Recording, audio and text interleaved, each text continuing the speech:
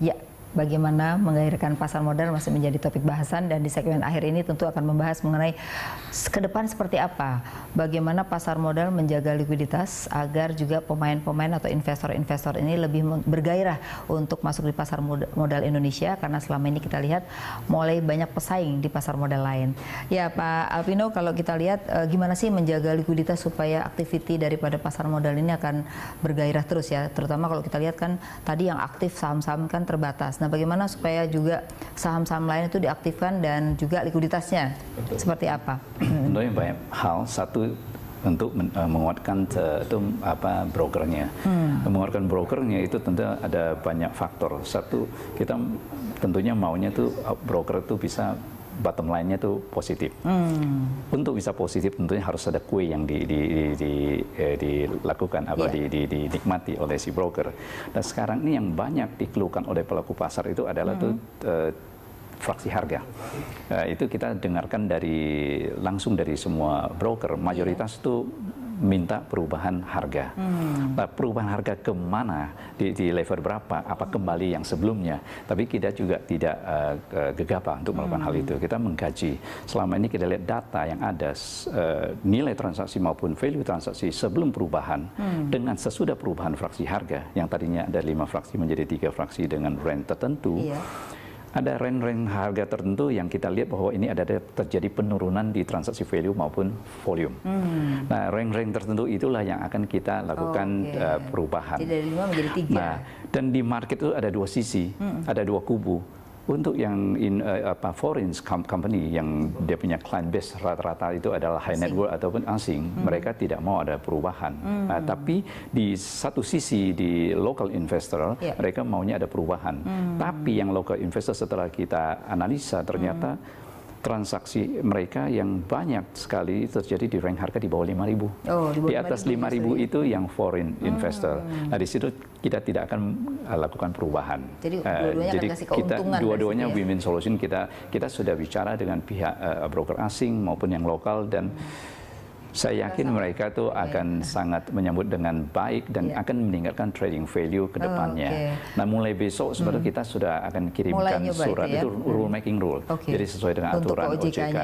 Sebelum ke OJK, jadi kita harus rule making rule dengan broker. Nah, besok kita sudah akan kirimkan draft atau perubahan fraksi. Itu sangat menarik. Mas Riko, gimana? Ini menarik nggak yang tadi dikatakan dari 5 menjadi 3 buat baik itu investor asing maupun lokal? Ya, kalau kita lihat karakter pada para investor itu kan ada yang memang untuk investasi jangka panjang, ada yang memang untuk short term trading ya. Jadi short term trading mereka perlu fraksi yang lebih fleksibel dan tentunya juga bisa mendapatkan keuntungan yang lebih baik. Nah, di sisi lain juga kita harus lihat adalah kan biasanya kita mengatur fraksi harga, misalnya harga saham itu sudah sampai 10.000 sampai 20.000. Ada emiten itu melakukan stock split supaya likuiditasnya tinggi. Ya, kalau misalnya aturan itu diberlakukan, misalnya saham itu sudah di atas 10.000, stok splitnya dan bagi 4 2.500. Kembali lagi nanti investor yang retail itu tertarik untuk bisa berinvestasi. Tapi benar juga, karena kita juga harus melihat jangan sampai kondisi itu akhirnya membuat pasar kita tuh menjadi ajang spekulatif harus kita jaga, karena kalau kita lihat dari sisi sifat pasar modal itu kan untuk investasi bukan untuk ajang spekulatif. Itu yang harus dijaga ya dari situ. Betul, itu yang harus dijaga. Nah, kalau lihat investor asing kan masih lebih mendominasi ya sebenarnya daripada investor lokal ya. Nah, bagaimana sih untuk menarik juga supaya lokalnya akan lebih banyak selain edukasi tadi ya? Karena selama ini rupiah kita tuh sangat berfluktuasi tergantung pada investor asing yang ada di pasar modal. Bahkan tahun 2014-2015 itu menunjukkan investor di portofolio itu jauh lebih tinggi daripada di FDI gitu loh. Nah, berarti sebenarnya lebih atraktif sekali pasar modal kita.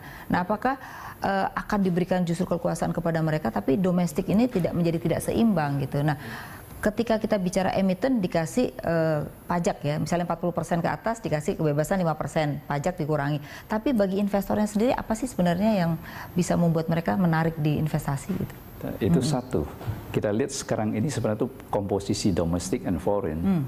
Domestik lebih dominan. Saat ini ya, saat sudah ini, mulai cenderung berubah ya? Itu sekitar komposisinya tuh 60-40 atau 55-45. Itu tuh domestik tuh tidak seperti yang kita bayangkan bahwa dikuasai oleh asing, tidak. Ya. Nah, tapi kenapa rupiah sangat tergantung pada keluarnya asing dalam waktu pendek gitu? Tidak juga, kalau kita lihat sampai saat ini year to date asing masih mencatatkan net buy sekitar 3 triliun sekian. Ya. Dan kedua, sekarang gimana kita mau memperbanyak investor domestik. Nah, itu yang sebentar lagi kita juga akan launching. Itu tanggal 10 Agustus bertepatan dengan HUT pasar modal itu launching TV pasar modal pertama di Indonesia. Gitu ya. Nah, itu kita ada launching di tanggal 10. Dari situ kita akan tayangkan setiap hari. Itu sebagian live dan itu mengenai edukasi mengenai capital market dan kalau masyarakat bisa monitor, bisa lihat perkembangan pasar modal di Indonesia dan juga kita akan memberikan edukasi maupun emiten-emiten yang akan memberikan pemaparan mengenai kinerja perusahaannya. Nah, hal ini akan saya yakin masyarakat luas itu akan tambah aware dan mengerti apa itu capital market. Iya. Mas Noriko, ini kan ada hal-hal baru yang mau dilakukan ya. Tapi sejauh ini apa sih pengalaman di BNI Sekuritas misalnya membuat investor itu untuk tertarik gitu loh. Misalnya kalau di bank tuh kadang-kadang kalau kita di prioritas gitu kan suka ditawarin ya. Tapi kadang-kadang orang tuh masih kurang aware. Nah, bagaimana? Ya kalau kita lihat sebenarnya apa yang dibutuhkan itu adalah informasi. Tapi benar juga kalau kita bisa memberikan suatu informasi kepada masyarakat itu juga bukan hanya edukasi, mereka akan lebih well informed ya. Jadi dalam strategi investasi itu mereka bukan hanya semata-mata istilahnya beli saham atau ikut-ikutan, tapi mereka juga memahami bahwa berinvestasi itu mereka membeli sebagian bisnis daripada perusahaan itu.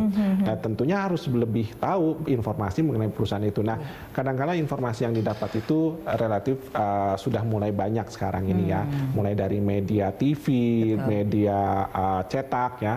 Tapi ada juga ini kalau ini namanya istilahnya gimmicknya di pasar itu rumors. Ya. Nah, itu yang lebih dominan gimana dan tuh? Ini lebih banyak didominasi oleh investor-investor retail. Nah, tapi rumors ini justru yang membuat pasar itu menjadi lebih hidup. Oh gitu ya.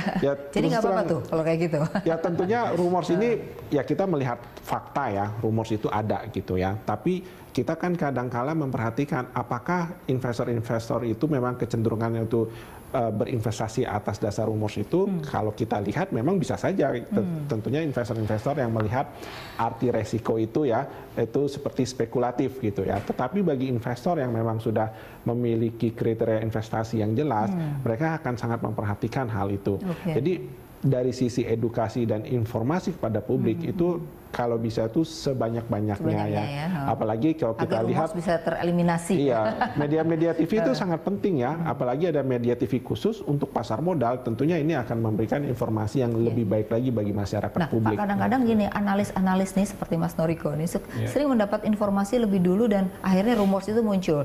Nah, kadang-kadang pemerintahnya itu lebih lambat gitu dibandingkan para pelakunya. Nah, gimana nih supaya ada keseimbangan? Nah, itulah pemikiran kita kenapa adanya TV capital market pertama di Indonesia. Oh, nanti akan ada nih ya itu dan itu berarti itu first hand kita sebutnya itu. Jadi investor maupun pemerhati pasar modal akan dapat berita ataupun news yang eksklusif dan live.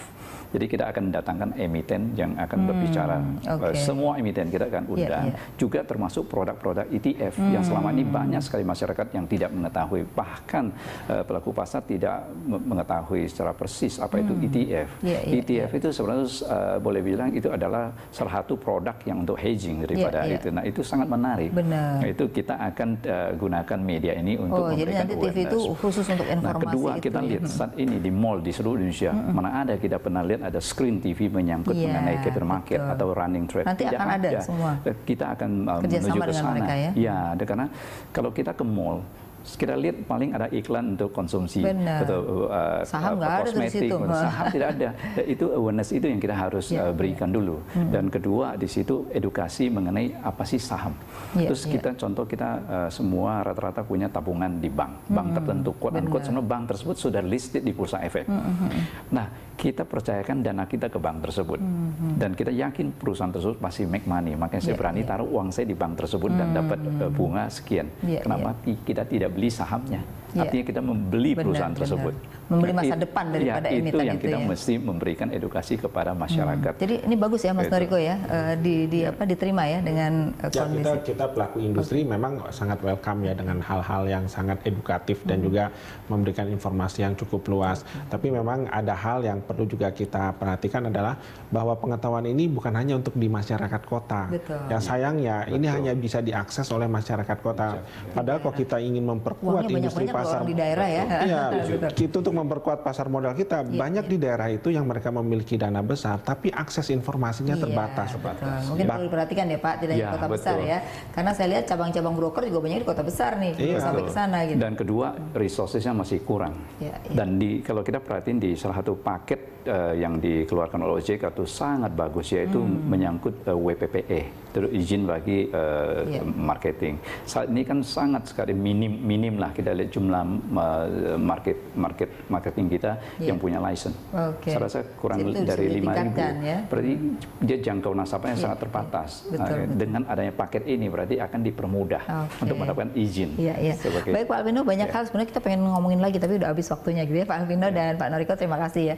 Ya pemirsa, dari perbincangan tadi maka bisa disimpulkan sebenarnya bahwa menggairahkan pasar modal sudah didukung oleh kebijakan Otoritas Jasa Keuangan, di mana ada 15 paket kebijakan khusus bagi pasar modal, dan diharapkan akan banyak emiten-emiten baru, baik itu dari BUMN dan juga anak-anak perusahaan, juga dari UKM yang saat ini baru dikembangkan ya, bagaimana supaya UKM dan juga yang baru startup untuk bisnis dan mempunyai prospek itu akan menjadi atau mendapatkan mudah dari pasar modal ya. Saat ini lebih banyak pada private equity. Nah, selain itu kita juga berharap masyarakat Indonesia akan menjadi investor domestik yang jauh lebih banyak. Kalau saat ini jumlahnya di bawah 400.000, kita berharap bisa paling tidak 2 juta orang bisa menjadi investor domestik, karena di mana negara yang investor domestiknya jauh lebih banyak itu juga akan membuat stabilisasi dalam tentunya mata uang. Ini ada pengaruhnya, dan kita berharap dengan adanya informasi baru dari pasar modal melalui TV,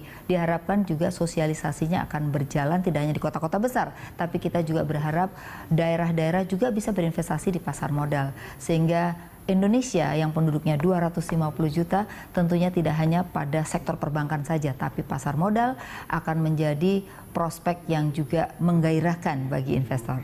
Ya pemirsa, terima kasih atas kebersamaan Anda. Sampai jumpa di topik-topik yang lebih menarik di minggu mendatang. Assalamualaikum.